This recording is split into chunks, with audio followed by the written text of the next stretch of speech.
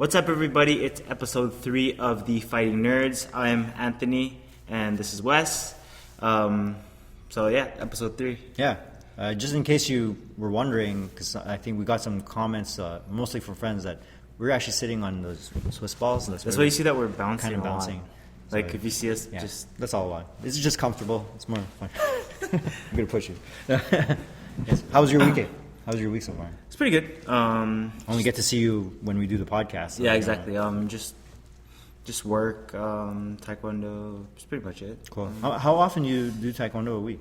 I try to go twice a week. There's so much between like dance, this podcast, taekwondo, work. It's just, yeah. I have like so much on my schedule. It's hard to divide things and spread it in my schedule. But I'm trying. Yeah, they're saying I know. You obviously know how I know how you feel. Like I work practically full time, running the A1A gym, and training myself too. You know, the coach has to train too. Like I'm always like I enjoy training. I enjoy learning, and just practicing. Just earlier, it was just grappling with nice. one of our guys, it's always fun.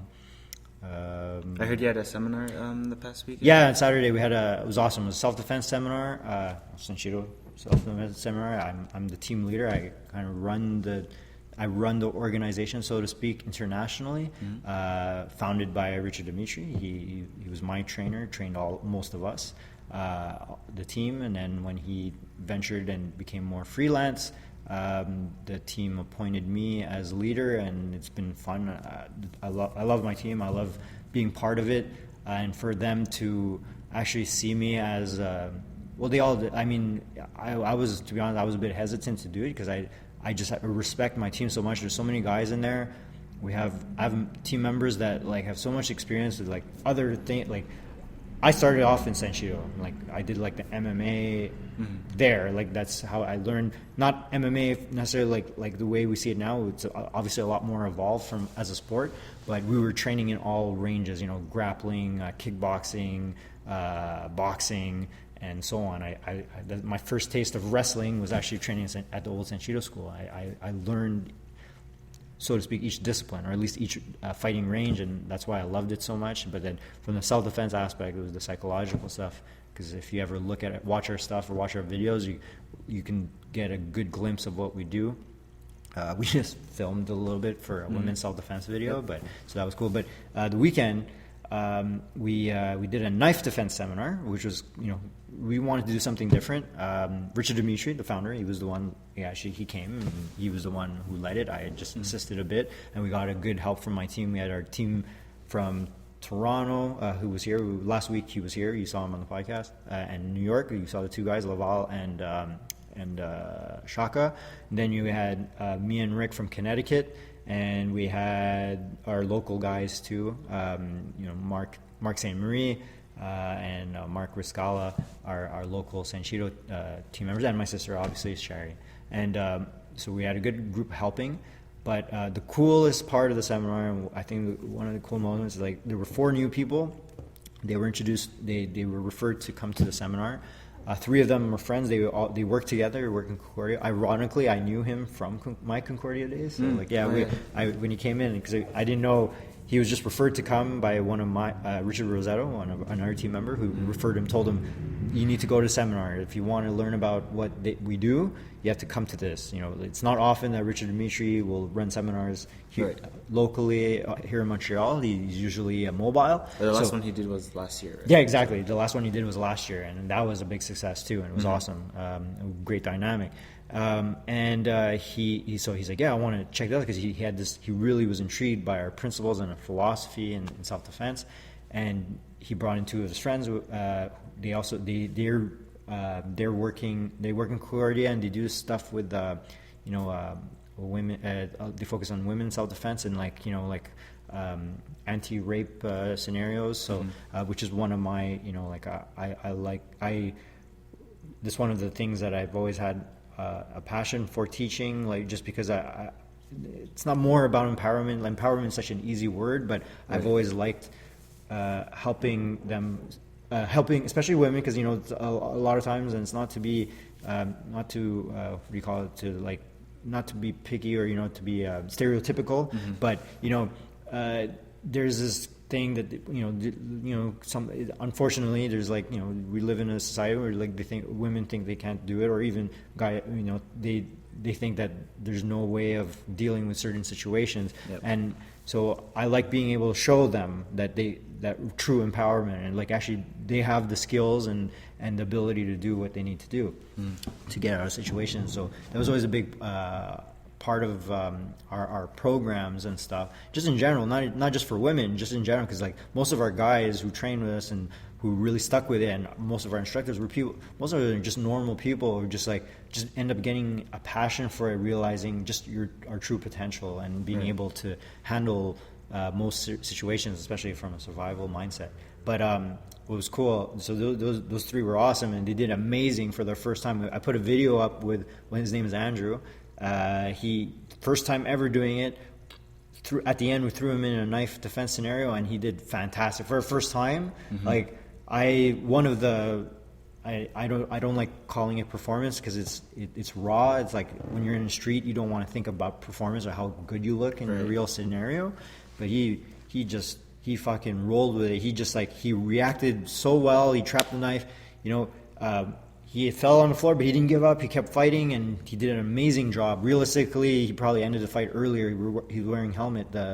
Mark was playing the bad guy. Poor guy, he took a beating, got a new tattoo and everything. So he was always worried. It was his sick tattoo. It was like Punisher skull and stuff. And I started joking. I was like, "Oh, dude, it looks like Barney now."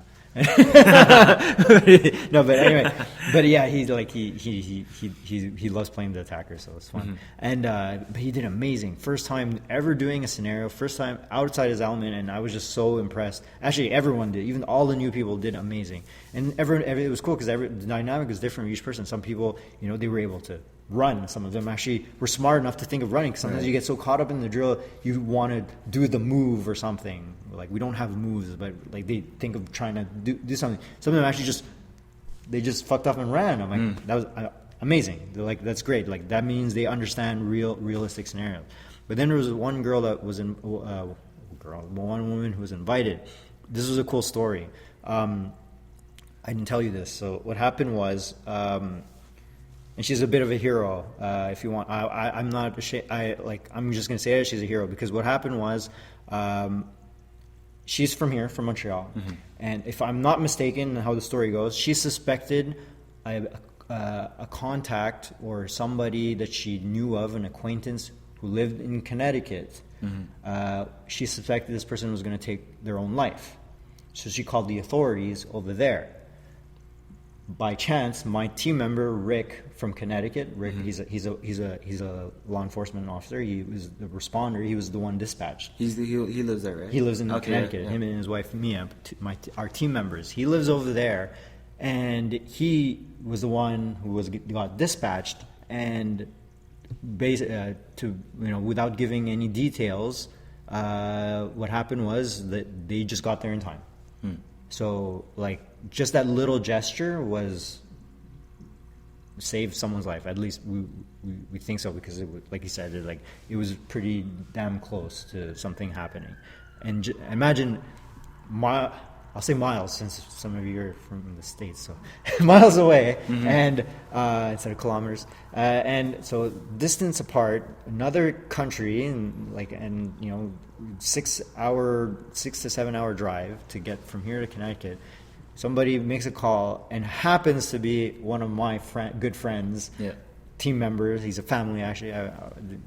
Essentially, it was a family, actually, and happens to get, and then so what he does is like, just as a thank you, for not thank you because he's thankful for himself. It's just as a human being to do something like that is just amazing, and he was just like, I have friends in Montreal. He's like if you know this person by chance, or buy her a coffee or something, because like she heard, it's not every day somebody will think of that and take that step to help somebody distances away, far other side of the,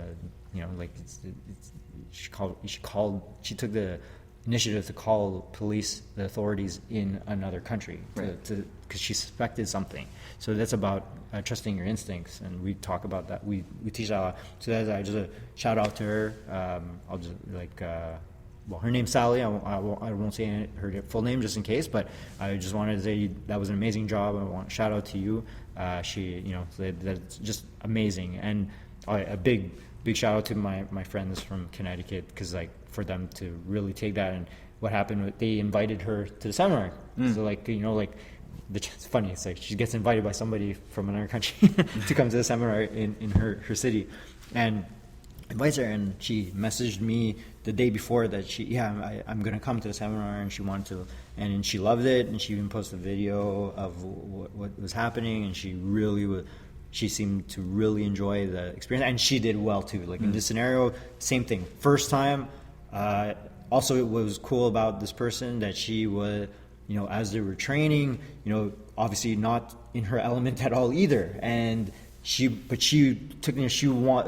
to do the scenarios. She jumped in, took the bull by the horns, and she went for it, and she handled it amazing too. It was like an elevator scenario. Yeah. She gets stuck in an elevator, and she has to deal with, again, this is Mark again, and remind you, Mark's 6'2", 6'3", and 230 pounds. Yeah, so he's a big guy. And with the knife too, and this is the first time there, like you're doing a self-defense training, first time doing it, and you're doing it with a knife, dealing with a knife, and she did amazing. Again, first time she was doing stuff. A lot of it obviously was instinctive, but she used it. That's all that matters. And in the end, you can never be perfect. Even the most well-trained people screw up sometimes. And but what matters is you just keep going. And it was one of the best experiences I had at being part of a seminar. And for me, it was a success in that sense. And just that the togetherness, everyone was just so cool. Like it was almost like felt like a family reunion rather than a seminar. You guys are like Senshito, the organization is actually, you guys are a family. Yeah, we all pretty close. much know each other. If some, I haven't met every single one personally, but I've met a good portion of them personally, and we keep in touch, and we're always and we joke around all the time. We have our own little private forum, and just with us, and we just goats. If you follow Senshi, you'll know. Because you have people all over the world. Yeah, we have part of about 20 part of or the team, 25 reps so far. Only a handful of us actually run it in a gym setting or a facility. Most of the rest are mostly mobile or personal training. But we're not. It's not the type of thing like some systems. They do like these annual fees. We're like I said, like you said, it's a family. We know each other, we help each other out. Like that's all it is. We're not even. I don't even consider ourselves a system. I consider ourselves an organization that teaches self-defense. It just happens to be that way. We're really about just looking out for each other. Not just between team members, just in general. Right. Our goal is to help people look out for themselves, and we look out for each other by teaching them. That's it. Well, maybe that's the end goal, right? Like more helping people and helping them improve their their self-defense skills and survival skills. Yeah. It's not just all about money as other systems are. Yeah. Obviously, like a lot of us are, some of us are majority, that's the way they're feeding their families, and there's a business to it for sure. We're not doing handouts, but if we find somebody who really needs help, most of us are, I think all of us are pretty charitable with those type of trainings, because the last thing we want to do, the people who need the training most usually can't afford it. So I tried doing a couple of times, some fundraisers to help that. The fundraising goes here, but it as paying it forward, we award free sessions to people who need it, and I did it for a few people so far, which is great, and they're thankful. So, and just to, again, for those of you who given to my fundraisers, thank you, because it really has benefited quite a few people, and they love the training, and they're going home knowing more and feeling safer, or even on a confidence level. If that's all they take from it, so be it. But it's just great to be able to do that to do this kind of internationally, and being part of I'm team leader, but really, like everyone, we're an equal plane. Like everyone's good. Everyone has their strengths, but we all know the fundamentals, and all we're about is just helping the people. And like all I am is really, it's just that we have somebody as a figurehead. But I respect and love every single one of my team members, because some of these guys, I ask them for advice too. Like it's not like I'm just there to help guide and lead more for direction for certain things, from a business level or even from an expansion level. But other than that, skill wise or teaching wise, I've met a lot of my team members, and they're amazing instructors. Every single one I've met, and I've been a part of their certifications for quite a few of them, and they're fantastic. These guys know what they're doing. Every single one of them is a fantastic instructor. Nice. Yeah. So speaking of this past weekend too, there was the UFC. There was the same. We kind of called it. I can't remember if I officially called it, but I wanted him to win. I was a big Miocic fan. Yeah. And, what did you think about that fight?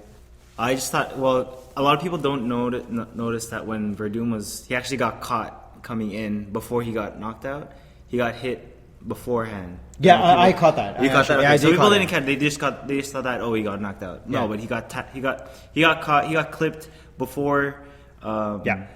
Beforehand, and then he rushed in, and then he got clipped again. Yeah. And then he got knocked out. It was kind of. Maybe I don't know if it was an emotional factor because he's fighting in his home country. It was in Brazil, and maybe that was the fact. Because maybe I don't know if it was an ego thing. He wanted to show that he could push through it. Mm-hmm. But yeah, he got clipped, and I saw it. And Miocic hits hard. He's fucking hits hard, but I knew Verdum has improved the striking, but you don't want to rush in like that against a guy who hits like that. Mm-hmm. And he's efficient too.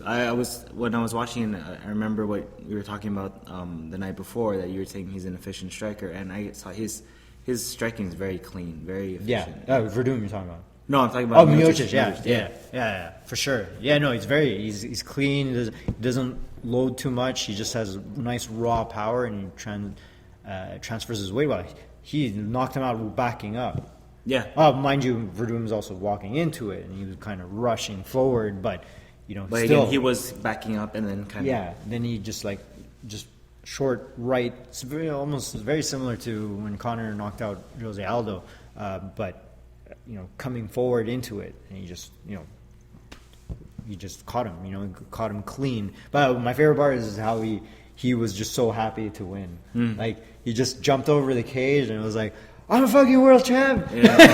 That was awesome. I'm like, that's one of the greatest celebration, and I hope he's able to retain it.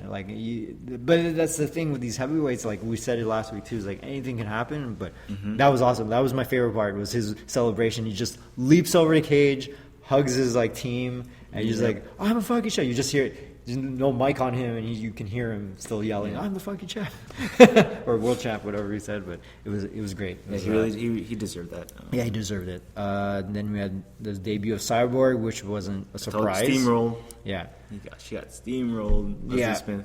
Yeah, she was complaining she didn't tap, but she was complaining about the stoppage. But she said I didn't tap, but the thing is, you were getting punched in the face. No, it's like. Yeah, the ref stopped it. It was a TKO. Yeah, but wasn't she complaining that she said I never tapped? I don't know. Maybe I heard wrong, or she's confused. Yeah, I think she was hit a little too hard. Yeah, she realized she didn't. Cyborg's punches. Yeah, it's not like you don't necessarily have to tap for a fight to stop, and I think it was a right call. I mean, these were non-stop strikes and she was getting ground and pounded. It was debacle. What else were we talking about today?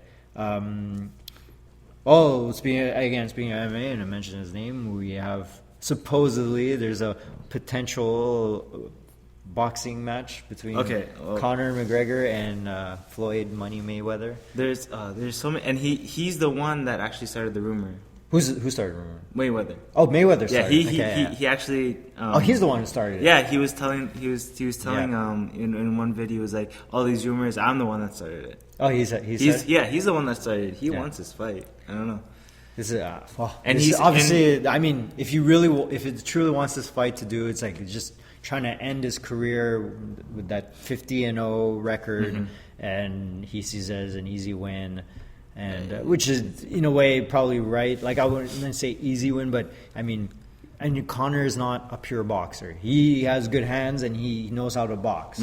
But I was watching a sparring session that he just posted. He was sparring with a world champ. With a boxer? Yeah, okay. Yeah. He was sparring. But then again, like it's just sparring. You can't take it out of context. He's good. Like the thing is that a lot of times he's using his very linear stance that he likes to use, which is mostly effective very for boxy. it's effective for the kicks that he's really good he at. has the long legs and the wide stance. Wide stance, yeah. So he's good for he's good for his kicks. But I have to hand it like the way he uses his hands very good and very almost similar to a Mayweather style, like the Philly shell style or like tucking the shoulder. He did that, and he did land some nice combos. Obviously, they weren't going 100%. It was just sparring. Like, actually, we were going lighter than I've seen other pro sparring scenarios. But there were some points he was kind of like using I think he defaulted to his like. The movement. I'm using the bouncing chair now. He defaulted to that, like that linear switch stance that he likes to use, almost from his karate-based background, where he's very, getting ready to kick. There were a couple of moments where he did that. The thing is that from a perspective, the thing is like and that was his. That's what happened against Nate Diaz. People were saying, like, oh yeah, because he took his back on the ground. But the thing is, what really was the difference maker in the fight was that shot that dropped him, that rocked him, I should say. And the problem is that he exposes his chin a lot. I don't know if it's because he's just so conditioned or he's just so confident. Yeah, that's what I was gonna say. That's what other people were saying too. But like, number one for me, I instill and I trained you too. I said, keep your chin down. Your chin is down, you're more protected. Your neck is tighter, your head's more solid. You explode just that 1 inch difference can make a difference in when you get hit. So I don't know, like, but you can only sometimes you can't fix like these habits, or maybe he doesn't want to fix it and he just wants to rely on being out. So if he's going to be like, he might just end up getting tagged a lot. Like, although both on. If you take them in their respective sports, very similar on each end on that scale of, like Mayweather is, like people say he's fast. He's not that he's fast. He's always there early. He's just really good timing. McGregor's also a very precise puncher, but in a boxing match, I mean, I'm a Conor fan, but I don't think Mayweather doesn't really take fights that he doesn't think he's gonna win, it's like, or lose, I should say. Right. So, it's just fun. It's funny. He's offering, 50 million to fight him. Yep. I don't know. He's just like saying 50 because he wants the 50-0 record and so on. So beat Rocky Marciano's record. Yeah, this is silly. Like Mayweather. I mean, it's a business. I understand, and at the same time, Mayweather. He's a smart guy. He knows what he's doing. He just, it's not. And who knows? It might be a good fight for the fans, just for the sake of watching it. But is it really going to be an enjoyable fight? I don't know. I don't know if you're the one that posted the video. You tagged me. There's the simulation in the video game.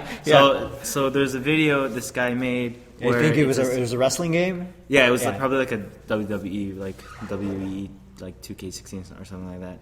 And so they made the characters of of Mayweather and he did McGregor. A really fucking good job though. Especially with Conor. He looked like he had the tattoos too. Tattoo and everything. Well, it's not exactly the tattoos, but I mean, the look tried his was best. there. Yeah, the look was there. Green and fight shorts. The entire video was just Mayweather running away from Conor and Conor chasing him all over the stadium, the ring. The ring. And then finally get back in the ring, and then they did the whole. And this is, I know exactly where he gets this from. This is a Ric Flair, for the wrestling fans, obviously, and people know wrestling.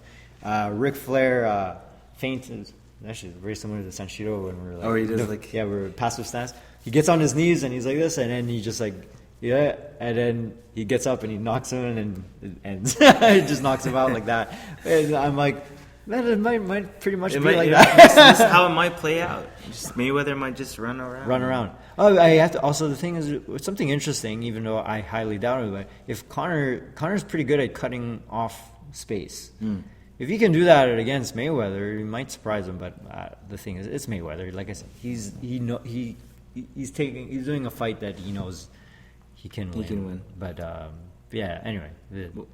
What kind of style is Conor? Is Conor like a volume puncher? Is he like a power puncher? No, he's not a volume puncher. He's just he times this. It's like Mayweather actually. Like he will throw in volume when he senses blood. When he smells blood, then he'll load off on his opponent, and he's just like then he'll be relentless. But he times this stuff. He's not necessarily a counter puncher. He does add pressure though. He will do pressure. And then but I don't know what he would do as a boxer, to be honest, because it's different. Like I box differently than the way I would box in MMA a little bit. I apply some things in boxing, but in in MMA I'm more I'll more boxing. I'm a lot. My style. I'm more of a counter puncher. I like to counter punch and add the volume when I see the opportunity. Very similar to somebody like. Don't fight anything like him, but similar some style of fighting as like a Juan Manuel Marquez, like very. But then sometimes I was also very heavily influenced by Roy Jones Jr. I don't fight him, but sometimes especially when I'm practicing with newer people, I kind of adopt a very like a lax stance, lead hand down, and kind of I use my jab a lot and my lead hooks a lot, so I'll be evasive, but then find my timing as well to counter, and then find my openings. But Conor is a very unique style. So he's precision, and plus it's backed by some solid power. He hits hard as an MMA fighter, but as a boxer, I'm not sure. It's hard to judge based on one round that I saw in boxing when he was boxing the pro boxer, the world champ. I forget who he was sparring with. Well, he said he did well against. Well, he did well. He did well. He held that. But I'm just from what I'm watching, I just see the way he's moving. Like, he's good, but then there were times where he defaulted to that kind of linear base. But I don't know if he was just doing it as because it's as a resting point, or just doing it to kind of mix it up with his opponent. Maybe he was just messing with his head a little bit. But it's some nice combos, and he was pretty good at he would switch it up and get his arm here and then start throwing combos from that position, which is cool. It showed that what he does, and I tend to do that a lot. But it helps. It's very practical for guys who have long arms, long limbs. It's very you're well protected like that, and at the same time you can still throw your punches from there. Mayweather has a good reach for his height, so that's why he uses that stance really, really well, and one of the best. So but obviously Conor's no Mayweather when it comes to that aspect. So he handled his own. Again, it was only one round that I got to see, so that we all got to see. So it's hard to judge, but I don't like. I mean, it's Mayweather. He's gonna find a way to win. This is his best trait. It's like he knows how to not lose. And so he's the best at that. Yeah. Not always the most exciting fights for people to watch, but he's one of the smartest boxers and best defensive boxers of this time, if not the best. And also Conor met with Dana White, I think yesterday or today. We don't know what it was about, but apparently it went well, the talks, because there was some kind of tension between Dana, the Fertittas, and Conor about the whole UFC 200 thing. So they did have a meeting, but we don't know. And SportsCenter was there, so I think on Sunday the video is going to be released, so we're going to know what they talked about. Right. But right now, all we know is that at least all that Conor said was everything went well. Like they kind of rehashed things together. Yeah. And then I don't see why it wouldn't. And I think in the end, both on a business level, the difference with somebody I know, example, Tito Ortiz back in the day had issues with Dana White, and they left on bad terms. And when he came back, it was pure business. and they would, back and forth, and it was a business that they were, when they used to be kind of friends, they had a big fallout. But thing is with Conor, his type of personality is just that he also understands business. He actually understands the business side of UFC. As sad as it is to say, it is a business. We know you have to understand it's a business, and he actually understands the side. So I'm not surprised that they were able to rehash something. Like it's probably it gets, sometimes these things are like petty stuff. Like it's all ego, and I'm the boss, but I draw all the money. It's the whole like boss and top employee type mentality, and I'm not surprised that they were able to. I knew it wasn't going to last long. I mean, they're not going to let somebody who draws, despite his loss and despite the people doubting him, he still draws a big crowd no matter what. And they're not just going to let that go either, right? So I'm not surprised at all. Also, well, because Dana said if Mayweather wants to fight, then he has to talk to Dana, right? Yeah, because Connor's under there's UFC a contract. He's still under UFC contract. You can't just leave it. You can't even they gave almost Ronda a hard time just being at the WrestleMania when she guest starred. Not a hard time, but she had to. There's a lot of things that you have to be careful with, and there's a lot of red tape around just going. It's not like. They barely. It was like kind of a last minute thing. They had to like ask permission on the last minute to have her do that. Just even though it's wrestling. So there's a lot of like red tape around these types of things. They're protecting their fighters. Their fighters. Well, their investments. Yeah. How they see it, but it's not. Also, well, because we don't know what they talked about, right? So we don't know if they were talking about UFC 200. Or the rematch versus Nate Diaz, or if they were talking about Mayweather. Again, we don't know because we won't know until Sunday. We won't know until Sunday. So that's we can't really know until we find out. But if it went well, it went well. There's really a lot of things happen in the fight sports. What else? I think one thing before we move on, I just want one thing. Would be good for this fight is the fans, I think, because this will be a really huge pay-per-view event. Oh yeah, for sure. Because it's one of the top. It's not like when even though he was a great boxer, James Toney fought Randy Couture. He brought a boxer to the UFC. Yeah, it's different.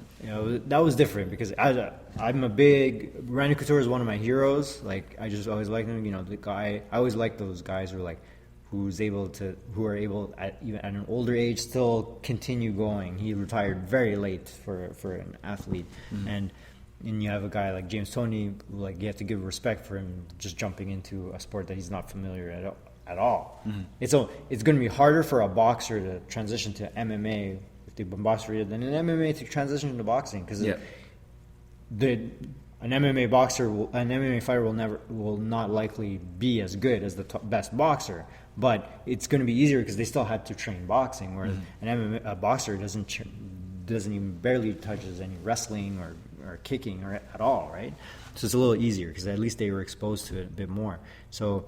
But you have Mayweather, the most highly, he grabs so much attention to him. He's the highest paid athlete of all time, probably. And then you have against Conor McGregor, despite being a fast rise, he's the biggest draw in the UFC. Right so now, yeah. It would be a huge draw if they actually do pull it off. If they actually let them do it. What's up, everybody? This is. Sorry. You wanted to watch yourself? Yeah, I wanted to watch our other. Yeah. Just bringing up the fan question. Yeah. Oh yeah, the fan question. Yeah. Well, are you gonna ask it? We'll get to that later. Yeah, that was good. I like that question. I think that we're thinking the same one.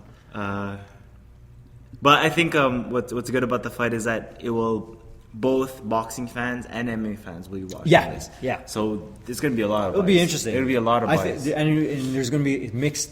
There are going to be people who don't like MMA or boxing fans. They just want to see Mayweather beat an MMA guy. There'll be MMA guys who want an MMA guy to beat a boxer. And then you have guys, remember, like people who hate Conor and they want Mayweather to beat him, and people who hate Mayweather and they want Conor to beat him. You're attracting all kinds of people for this fight. There's so many demographics that they're going to grasp with that. I think pretty much every fan of combat sports will tune into this fight. Yeah.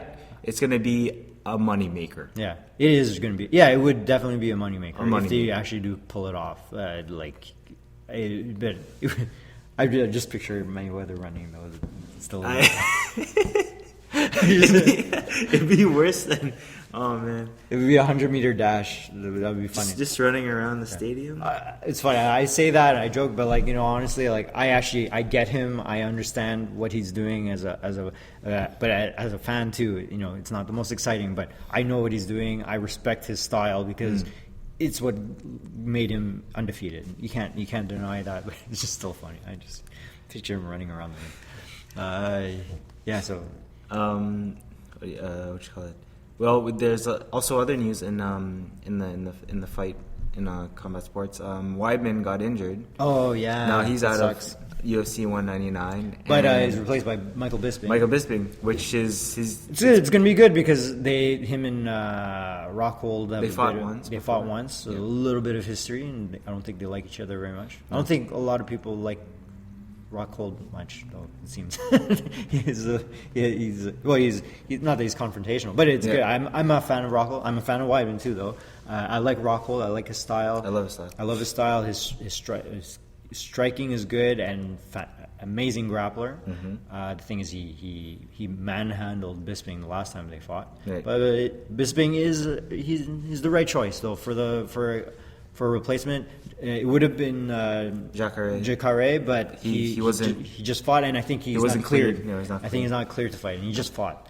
Although he would be the front runner if he had time to heal. It's probably whoever wins the fight in June 4. Then Jacare is probably going to fight the winner of that. Oh, okay. The title shot. Yeah. Most likely. I think so too because and he deserved it after that. That was a win, a definitive win too against Belfort. Yep. No matter what, you can say what you want about Vitor, but he handled him. I didn't expect it to. I thought it would be Jacare would be able to wear him down later, a little bit later, or even just the second round. But he dominated him in the first round, which is really good. Like he just smothered him, and that's why he's so effective. His style is so. Jacare is a beast, though. He's a beast. So Bisping, that's an interesting matchup. Also, like they said, they had they fought already before. Bisping beat Anderson last. That was his last opponent. Yeah, that was Anderson his last opponent. To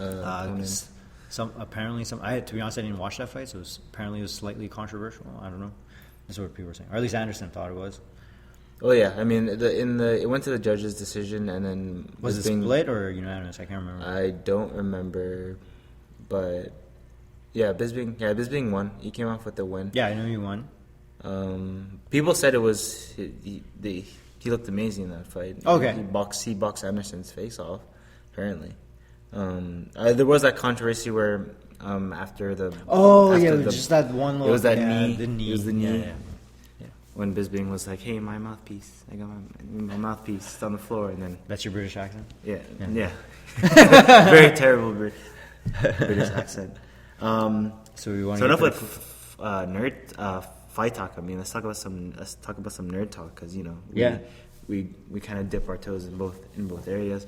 You hear about Wolverine, the new Wolverine movie? It's supposed to be based off the R rating. It's getting the R rating. Yeah. Just like Deadpool. I mean, some are arguing this won't make a difference unless they get a good rating. And they're right. It can't just be about being an R-rated movie to make it good. But I really liked the last movie, The Wolverine. I thought it was good. It could have been better if it was R-rated. They had to push it a little, like with all the ninjas and all the fighting. Yeah. And I found he fought his best. Like his fighting style, I felt more Wolverine, like at least respected to the comics than the previous movies. The only time we really see him fight well or it was cool was in X2. That was my favorite. mansion. In the mansion. I love that. That was one of my that scene. favorite action scenes, especially with Wolverine. So that was good. But overall, the Wolverine, at least, like, was it the best movie? No, but I found he felt closest to being like Wolverine in the comics that I'm used to. Not as Berserk, like we have yet to see him go let loose. Other than that X2 scene, but even that, it was a little more. That was more like, you know, methodical, and he's just like talking, you know, like kind of assassin style. Where I wanted to see him like let loose, and I haven't seen. We still have yet to see him do that, and it would be awesome if we see that. But if they're respecting the Old Man Logan thing, it might take a while for him to let loose. So I don't know if how much they're taking from that Old Man Logan. That's what they're basing. Supposedly they're basing it on. They're basing it off of the Old Man Logan, which is a really good storyline. I loved it. I have it. It was one of my favorite Wolverine books because it's like a, you know, an alternate future or whatever. Right. Maybe just give us a little. Yeah, basically it's in the far future, and Wolverine basically he's like alone in the ranch, like living in like almost the desert with a family, like he has a wife and kids, and but he refused, for some reason, refused to unleash his claws ever again. He's become. You know, lack of a better term, he became a pussy, but he's just like he doesn't want to fight anymore. Quote unquote retired. Yeah, he was retired. He's like, I don't do that shit anymore, or whatever. And he just wants to be a family man, which is very odd seeing him do that. But he was just like that, and he was like, you know, he's there. But then the thing is, in this future, the world's run by the villains. Okay. And well, in the books, obviously they're not going to do it in movies because of the movie rights. But they were. The world is practically being run by the Hulk. Hulk becomes crazy and he's like evil. And that's in the movie. In the book. In the books, the Old Man Logan. So obviously they won't do it in the movie because Hulk belongs to Marvel Studios and so on. Anyway, the whole thing. And then he has like Hulk apparently had like he had an ancestral relationship with She-Hulk and they made kids. And, and they have like, you know, they have the Hulk gang, and they're like these, like they're basically redneck Hulks, and they go and they tax everyone. So they pick up money and they come over to the Wolverine, and pick out, and like, it was a great scene. Just to give you the tone of the story, they go to see Wolverine, they want to pick up the money, and they threaten but they want more, like any other, you know, like typical thugs, loan shark type thing, whatever. And he's like, he didn't have. He's like, all right, you know what's going to happen because Wolverine has a healing factor. So they basically beat the shit out of him. You know, like they're just whatever. And they didn't, you know. But then you see Wolverine let loose on them and he like kills all of them. But then that was all in his head. He was just like, it's what he wanted to do, but couldn't do it. So, you know, like that's the unfortunate. So like he really decides not to be Wolverine anymore. So you know, that's the way it starts, and then other characters jump in and they go on a mission, and it leads to some stuff. I don't know how they're gonna represent that in the movie because apparently Professor X is gonna be in it and stuff like that. So. I think one thing that might lead up to what you were saying about he never really let loose, the Berserker style never really came out. Maybe because it's rated R, you might be able to see some of that kind of aggression, that style that he has. Yeah. I don't know what that rated R thing is for exactly. You watched Deadpool, right? It could be a bunch of things. It could be just how he, you know, like, you know, it might not be him necessarily being violent at the beginning. It would be the other characters and stuff. It could be, just and then he only lets loose later on in the movie. So that would be cool. I'm looking forward to that. We'll see what the screenplay and stuff like that, what's going to be like. And, definitely when more details arise, and we'll talk about it. I know that Wolverine's one of your favorite. Probably your favorite Marvel superhero. Yeah, definitely. So I mean, I know you're excited about anything Wolverine that comes to the screen. So for sure. I'm just hoping it's represented well, and you know, I've yet to see Wolverine in that aspect. Although I'm a fan of Hugh Jackman, I think he's done a good job in like giving justice to the character. But I want to see him let loose a little bit. It would be really cool to see that. I mean, he looks jacked. I mean, definitely do some damage. You want to move on to some fan questions before we end this? Yeah, well, let's do the fan questions. Or the fan question, the one fan question. Yeah, the one fan question from the Cyclissimo. I said, this guy. Do you know him? Yeah, I know. Okay, you know him. Oh, you didn't know that? No, I figured just for him to ask that question. Well, yeah, because why would somebody that doesn't know me Here, ask let this me read it question? because it's awesome. Okay. So this is from the Cyclissimo. He goes, freaking Matt. On a scale from 1 to Kirby, how soft are Anthony's punches? But that doesn't make, because from 1 to Kirby, then Kirby's he's like super soft. Yeah, so. he's soft, but at the same time, is it Kirby after he absorbs somebody who punches hard? Oh, there you go. Kirby absorbed the rock, and from 1 to Kirby, so my punches are as hard as a rock. So you're gonna go with that? Kirby, yeah. Yeah, let's go. I guess you go with that. Okay, but what if he swallowed Mike Tyson? Then your punch would be as hard as there you Mike go. Tyson. Yeah. So I punch as hard as Mike. Matt or Cyclismo, if that's your real name. That's his YouTube channel. He's yeah. Well, just as a plug, go check his channel out if you're into some cycling. Those are one fan question. So feel free to ask anything. I know we need some fan questions because this. I don't know. I would have fun with fan questions. Yeah. Because, well, depending on how what kind of if it was serious or funny like this one, because this guy he always makes fun of me. Anyways, no, but for real, I guess, well, I'm not typically a boxer, but I think my hands are pretty. No, you have pretty heavy hands, though. Naturally, you hit pretty hard for someone who never really changed. And but the cool thing about that is that you know me, the way I teach to train, like I can improve your punching power, and it's some pretty good stuff there. And you can always work on that. Like you can always and you don't have to swallow somebody. No, I don't have to swallow like Mayweather. You don't have to. I don't have to swallow Mayweather. You'd want to swallow someone like Golovkin, though. You can get some punching power. That guy for sure. If he wants roughly our size, too. So, ask us some any questions. All 5 of our fans, or our 5, all 50 of our viewers. One question. Yeah.